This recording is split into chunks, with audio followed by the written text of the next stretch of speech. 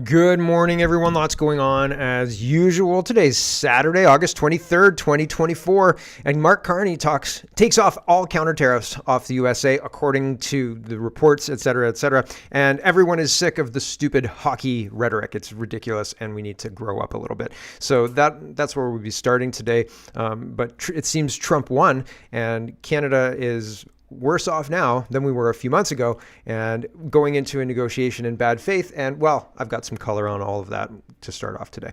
Trump is deploying the National Guard, according to reports, to every major U.S. city to quell crime and to address the rampant, all the issues in the United States will be dealt with by the National Guard, apparently, and we'll see how that all goes. I talked about it at length yesterday, so no need to revisit that. Maxwell interview has been released in full by the Department of Justice with only names of victims redacted, according to somebody it was released yesterday afternoon, so people haven't gone through it fulsomely yet, but there's already some interesting tidbits coming out. Claims of theft for the most recent by-election, not by Poilievre, but by the independent candidate who came second. And of course, CBC's very interested. They want to hear about this. Rigged, you say? Oh my gosh, yes, of course Poilievre rigged the election. So it's a very interesting and stupid way to finish off this election, because it's dishonest. They're not actually trying to get to the bottom of election rigging in Canada. They're trying to smear Poilievre. They're trying to do all sorts of things to, distract and make a conversation where there is one, but it's not where they're trying to steer the conversation to. So there's lots to get to. Let's get to it. First, let's talk trade. Eric says, breaking in a stunning blow to the experts, Canada is removing retaliatory tariffs on the United States. President Trump won. Yeah, he does that. He came to teach the Republican Party how to win, I guess. That's what he said in 2016. So we'll talk about censorship a little bit later in the show as well, but there's a reason that I'm not logged in. Oh, you can't see it. There's a reason that I'm not logged in, and there's all sorts of weirdness about the X experience this morning, but again, we'll talk about that later on in the show. GM Forbes is responding to Brian, and Brian says Canada is planning to remove counter tariffs on U.S. goods that comply with the free trade deal, but keep them on steel, aluminum, and autos. Prime Minister Carney making the announcement shortly comes a day after he spoke with Trump by phone, and GM says Carney removing counter tariffs on goods that comply with USMCA just a day after his call with Trump. It's an olive branch to Trump. Sounds like Carney got his dick slapped. Yeah, I think a little bit, right?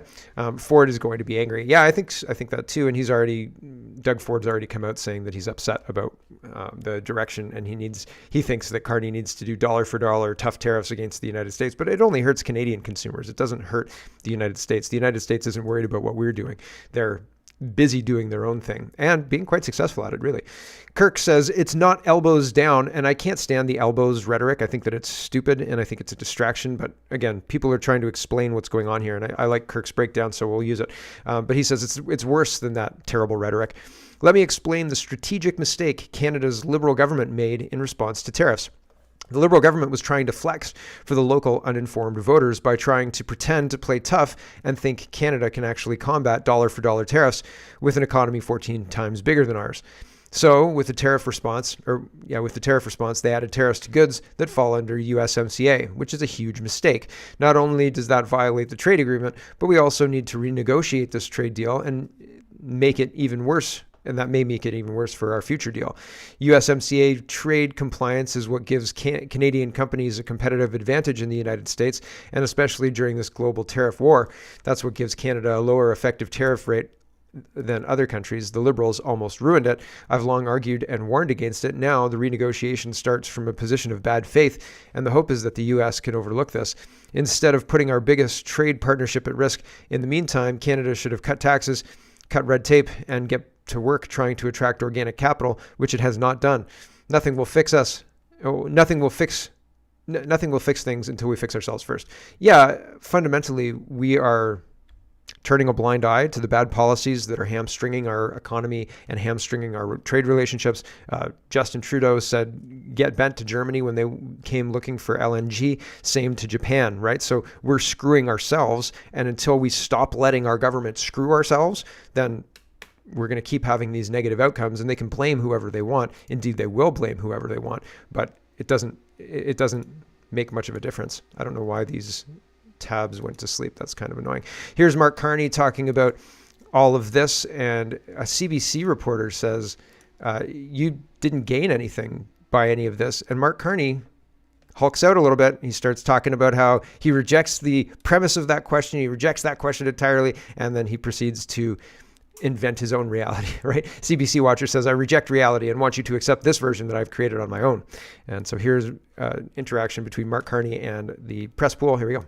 At pretty much every stop during the election, you referenced doubles up and saying that was going to be the strategy you take with the Americans. You also consistently said that Donald Trump was trying to break us so he could own us. Your new argument today is that Canadians should accept basically the best of a bad deal. What's been the change? Wait. I reject the premise of that question, or your characterization of what I'm saying. We have the best deal with the United States right now. Okay, we have the best deal. Look at the numbers. Our tariff is 5.5%. We have 85% of our goods are free trade. It's not what we used to have. Nobody has a deal with the United States that they used to have. Nobody does. They have fundamentally changed. It's their right. We respect it. They have fundamentally changed their trade policy. They have new objectives. And they haven't just talked about those objectives. They put in place tariffs, and they have signed a series of trade deals, including with the European Union, including with others, that have put those into effect, okay? So we're in a position where we have held out, not signed a deal that we don't agree with or that we don't think is in the best interest of Canadians, but and focused on, and we will remain focused on those strategic sectors to the best interests of Canada first. Of course, America will focus on the best interests of the U.S. But we do so from a position where we're respecting, with this decision, we're respecting our agreement with the United States, and we are matching what they have done. That puts us in a good position for the next phase of these negotiations. The next phase of these negotiations. And he's again going back to the hockey rhetoric. Table Salt says, Carney explains his capitulation on U.S. tariffs. In the first period, you drop the gloves and send a message. In the second period, you stick handle. That's basically it. And he takes a really long time to say it. We're going to listen to just a minute. I'm going to cut him off because he's as grating as Justin Trudeau. Here we go. Mr. Carney, thank you for taking our questions. Your critics are going to say that this is an elbows down approach, that you're backing down to Trump. What are you gaining by dropping these tariffs? So the first thing to say is, let's be clear. We have the best deal of anyone in the world right now. We have the lowest tariff rate on average, a little over 5.5% versus that 16% average for the world, and in many cases much higher. We have that confirmed in an executive order of the president a few weeks ago. It's important that we preserve that. It's important that we preserve that while we focus on two things: the strategic sectors, steel, aluminum, autos, lumber, and we focus on the upcoming review and likely changes to CUSMA. So we are matching something the Americans have done here first. And it's very significant, it's unique, we get the benefit. The second thing is, and I'll take your analogy, and I have played some hockey over the years, and there is a time in a game, in a big game, and this is a big game, when you go hard in the corners, your elbows up. The time in a game where you drop the gloves in the first period and you send a message. And we've done that pretty uniquely in the world. We happen to have the best deal with the Americans right now. I know. But there's also a time in a game where you want the puck, you want to stick handle, you want to pass, you want to put the puck in the net. And we're moving later into the game. And we're at that time of the game. And that's where the engagement is. What the hell is he talking about? Ridiculous. This is not a hockey game. Like, I know it's not a hockey game. You know it's not a hockey game. We all know it's not a hockey game. Ridiculous waste of time. Danielle Smith says Canadian tariffs on U.S. goods primarily hurt Canadian citizens and businesses, just as U.S. tariffs on Canadian goods primarily hurt American citizens and businesses. That has long been and will continue to be the government of Alberta's position on tariffs. That's why I support today's decision by Prime Minister Mark Carney to remove retaliatory tariffs on USMCA compliant U.S. goods. I can't believe that we were violating the trade deal. What an idiot. I can't believe it. And we're waiting until September to repeal all this, September 1st. Okay, this is a positive step in the ongoing trade negotiations between our two countries. If Mark Carney called Donald Trump yesterday to offer up the olive branch of respecting our already established trade agreements, which were being respected by the United States, that's a crappy call. That's even worse than I thought. What have you got? Less than nothing. I've got bringing us up to the standard of which people expect us to behave. How about that, Mr. Trump? Right? Like, you've got nothing for me. I'm going to hang up on you. This is unbelievable, right? And what idiots? I can't believe this. Holy smoke. Over the course of this year, I've met with dozens of governors, back to Danielle Smith, senators, members of Congress, allies of the current administration, and the President of the United States himself. I remain convinced that the path to a positive resolution with our U.S. partners lies in strong, consistent diplomacy and a commitment to working in good faith towards shared priorities rather than angry rhetoric and retaliation. Alberta's diplomatic strategy has directly contributed to the vast majority of Alberta exports remaining tariff-free through this turbulent time. One thing remains certain, however: Canada must build a stronger economy by diversifying and growing our export markets. To achieve this, the federal government must immediately repeal the Trudeau-era laws, such as the net zero power regulations, the oil and gas production cap, the tanker ban, and C-69 that continue to restrict resource development and hold back our economy, costing Canada tens of millions in lost economic activity every single day. I urge the federal government to continue negotiating to resolve the remaining tariff issues and restore a free and fair trade agreement with the United States, while diversifying and strengthening the Canadian economy by unleashing our world-class natural resource sector. Right. So there are all sorts of opportunities, and if we are not stupid, perhaps we could take advantage of those opportunities with our partner, the United States. But it seems like we're stupid a lot of the time, and our politicians are doing things that sabotage our ability to develop our natural resources and make a lot of money where other countries are making a lot of money, and other countries are being able to reduce taxes and to take care of their citizens with that money, rather than having citizens robbed every day of their production in order to hand it over to other citizens who don't work, right? And that's weird that we do that. Weird that that's been normalized.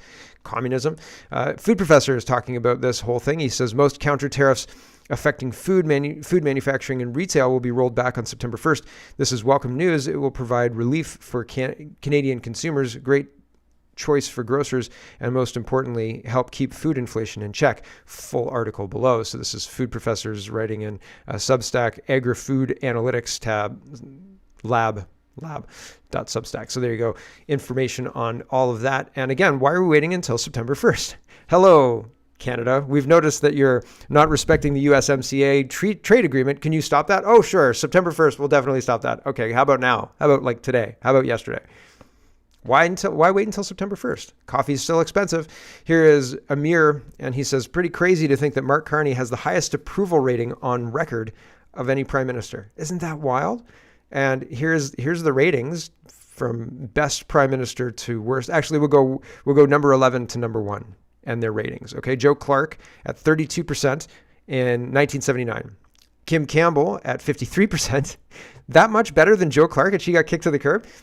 July 1993. Pierre Trudeau, 55%, and Lester B. Pearson, 56%, Paul Martin, 56%, Brian Mulroney, 61%, Stephen Harper, 64%, John Diefenbaker, 64%, Justin Trudeau, 65%, John Chrétien, 66%, Mark Carney, 67%. I don't believe this crap. I don't believe it. I think it's probably they're all manufactured numbers. They're all manipulated numbers. They're not real numbers. They're just the numbers that the pollsters kind of agreed on. But I don't think that reflects the actual number of Canadians who support them or whatever. It feels made up. It just feels kind of arbitrary, right? Anyway, here is Brian, and he is talking about CTV platforming the Stop the Steal campaign of Bonnie Critchley, who was the person who got 5,000 votes in the most recent by-election instead of the 40,000 that Pierre Poilievre got. And she's implying that there was some kind of shenanigans and that Poilievre didn't really win, that something else was going on. Meanwhile, there were shenanigans. There was the longest ballot campaign. There were all sorts of things like that to undermine Pierre Poilievre. And nobody wants to talk about or examine that. They only want to cast shade towards the Conservatives and Poilievre. And I mean, like, it's a dirty trick. and there is election interference, but this is not a serious examination of election interference, right? This is nonsense. And they know it's nonsense. That's why they're platforming it, to make people who say the elections are rigged seem crazy, right? But the elections are damn well rigged. They are all rigged. The polls are rigged. The performance things, right? Like this thing here, well, whichever one it was, the one that had all the prime ministers ranked, whichever one that one, it's all rigged. It's all rigged. None of it is true. It's all just selling us a story. And I don't believe it. I've stopped believing it all. They're trying to sell us a story by creating a coherent storyline that you'll accept. And that's doesn't really have anything to do with reality at all. And so when you start talking about reality, you start sounding crazy. And that's weird, right? Like, that's a weird place to be, because that's not how it used to be. So, or I wasn't exposed to that as much. And maybe I'm naive. That's possible. But I don't think that's how it used to be. I think that our politicians used to talk about real problems and try and come up with practical solutions to those real problems. And people who got in the way were sometimes removed, sometimes not, right? But sometimes Elizabeth May, but sometimes not, right? But a lot of the times they would get removed. And so, and as that deadwood, like Elizabeth May, gets carried on and on and on and on, when they don't do anything but obstruct, when they say, oh yes, the environment, this and blah, blah, that, trans this and blah, blah, that, they degrade our ability to look at real problems and to solve them practically.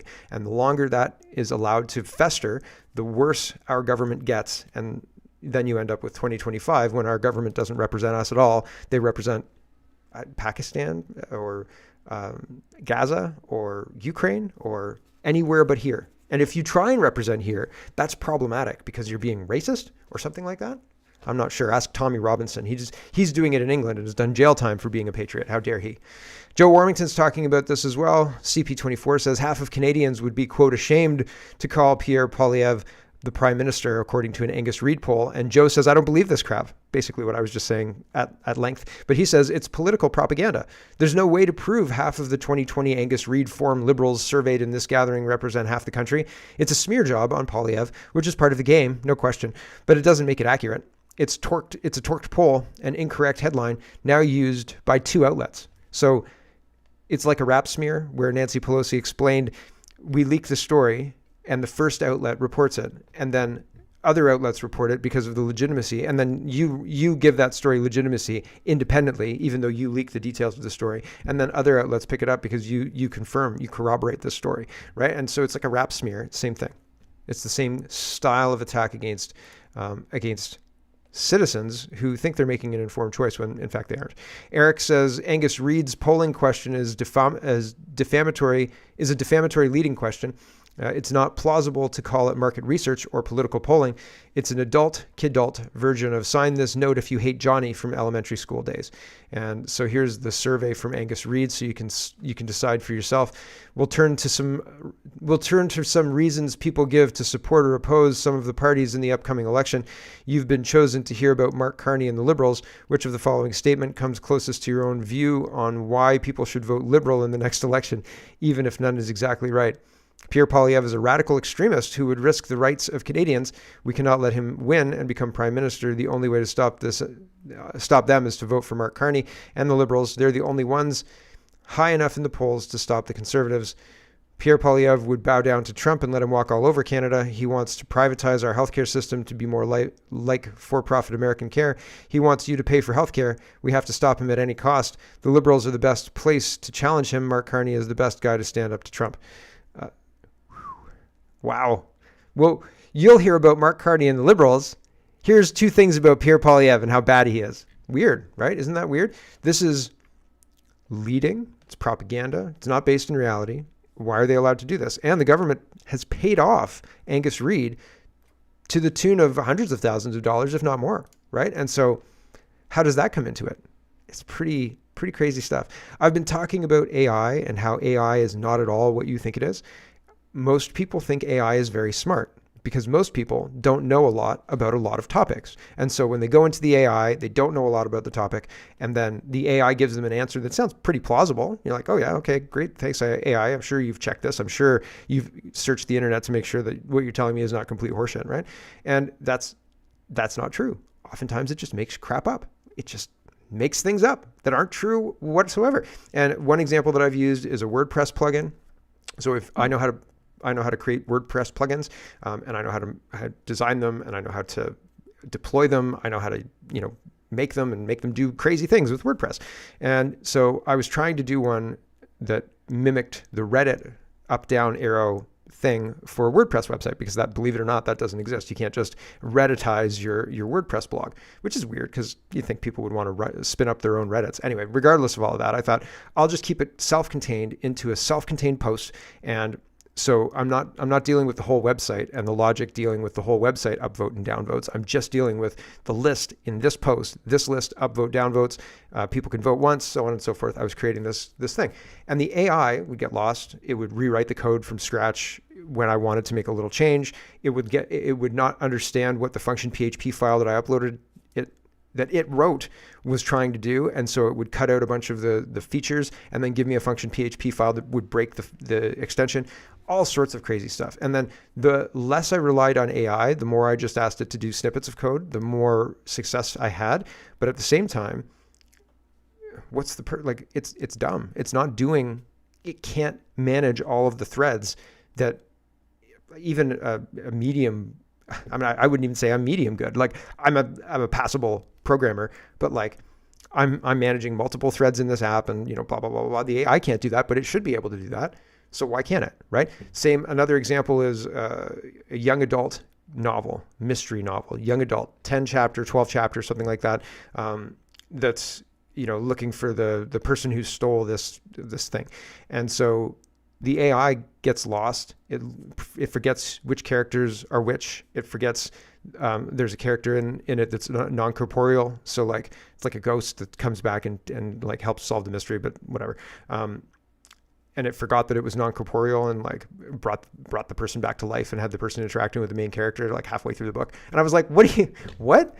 How is this? And it's not like I just tell it to write the whole book. I go chapter by chapter and piece by piece. And like it forgets from that too. It's not rational. It doesn't have any intuition. It doesn't have any kind of idea what you want, although it'll try and give you what you want, right? If you tell it, if you think you're sick and you're a hypochondriac and you're telling it a whole bunch of things that might be wrong with you, it'll feed you that a whole bunch all day long, right? If you think everything's a conspiracy and birds aren't real, it'll feed you that back all day long, right? And so it'll give you what you want. Here's an example from Brian Lilly.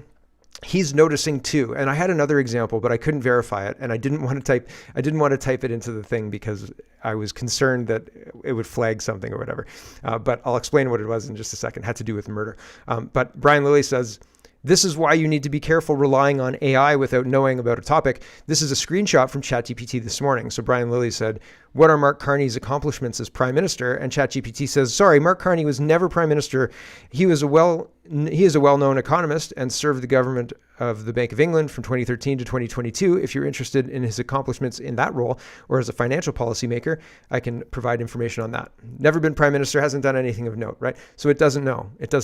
There was another tab I had, and it was a little video that said, it said to the AI, "I'm having homicidal thoughts." And the AI said, "Oh, that's terrible. A lot of times that has to do with childhood trauma, and the only way to satisfy it is by committing a murder." And then it went on to explain how to commit a murder and how to choose a victim and all sorts of other stuff. And I was like, what? So I didn't want to verify that because I thought, I'm sure there's going to be some kind of something flagging my account if I start typing in, like I'm having homicidal thoughts, which I am not. But I was interested to see if that's like, what would the AI respond to? But also, if you feed it with stuff, if you load it with stuff, like this is how I want you to respond to me when blah, blah, blah. If I say this, then you say that, and it'll do that. So when sharing AI stuff is kind of hinky, but I think when you're trying to accomplish a goal, like writing a young adult novel or writing something that a code-based thing that needs attention to detail, you can't rely on these things. It's not going to work. I got to hurry up. I've got stuff to do this morning. Yesterday, when I posted my YouTube video, it said it has to process for 24 hours. Processing to begin within 24 hours, and it didn't give me any stats. But it wasn't processed. It was published. It was published directly because it was streamed. It was live streamed, and they're just censoring. This morning as well, when I went on X, all of the now it's working. All of the X tabs wouldn't load for me. Now they've loaded since then, but I had to load all of the show into incognito tab because the incognito tab is the only one that would load. So I'm not doing it from my logged in browser today because X wouldn't load for me. Now it has loaded for me now, but I was going to show you that it didn't matter what I did to the main X account. It would just load as a big X, but now it's loaded everything. So that's weird. But it would only load the X logo. That's it. Nothing else would load. And I was like, this is effing ridiculous. So pretty brutal. Sean says, let the protesters fail to realize that my entire band is Canadian. So Sean's being protested, and he's laughing at the protesters because they're dumb. And they are. Oh man, it's already 25 minutes in. I've got to say goodbye to the stream. Thanks for watching, everybody. If you want to catch the whole show, the rest of the show is about a half an hour long, and I will be continuing to do it right now, and then I post it right after, so it takes a little bit of lag time to get the paid show out, but the paid show will be out later this morning, and you could watch the whole thing, and if you'd like that, go